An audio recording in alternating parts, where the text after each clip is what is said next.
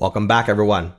Let's go through continuing to chat through what we're seeing with our console logs now that we have a clear, accurate example and knowledge of what's happening. So again, we hit our initial render for our category component. Our selector fired gets called because we're calling useSelector for the first time. The effect fires calling setProducts. And here you might wonder, Yihua, why is it that our effect fired calling setProducts, but then we didn't re-render? Well, the reason why is because our initial state for products is categories map at category.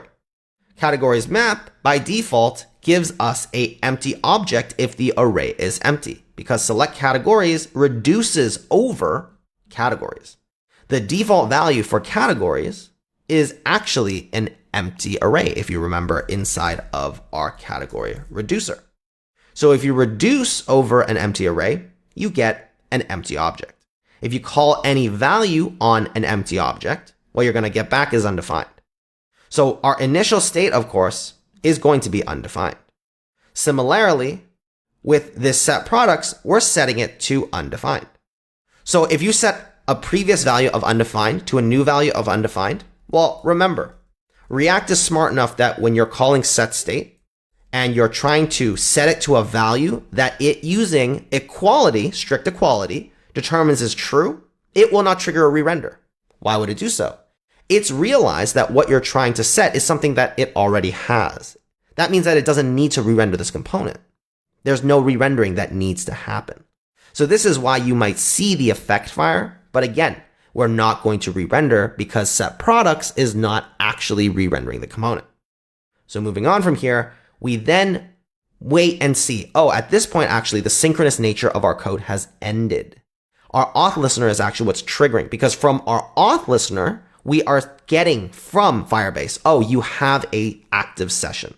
This active session then triggers an action to dispatch setCurrentUser with the payload of the user. From here, what happens is that current state, of course, once again logs inside of our logger. We call next, and then our reducers update. Our reducers update re-triggering our selectors.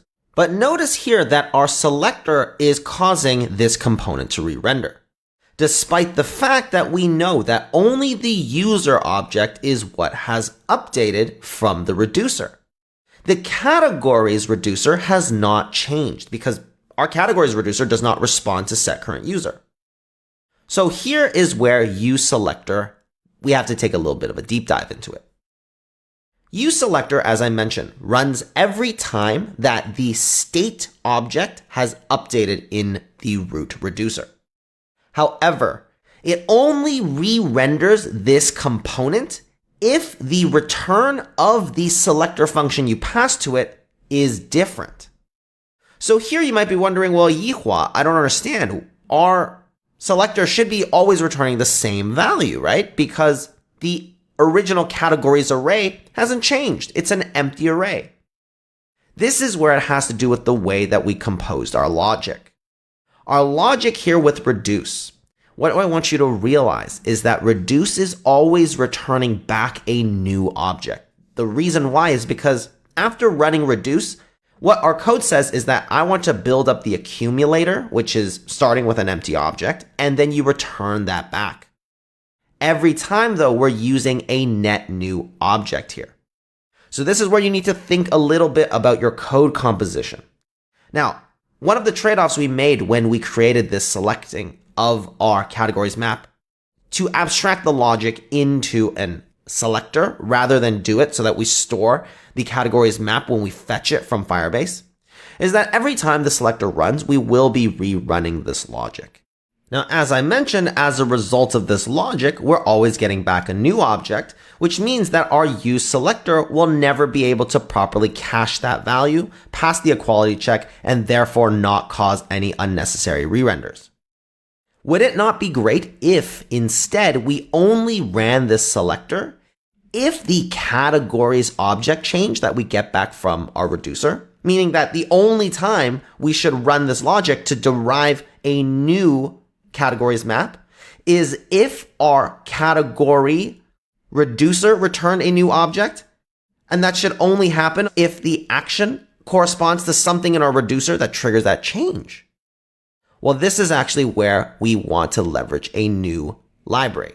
It's a very popular library called Reselect inside of the Redux ecosystem that specifically addresses this exact topic. And that's what we're going to learn in the next video. So join me and we'll figure out how to tackle this and learn all about Reselect. I'll see you in the next video.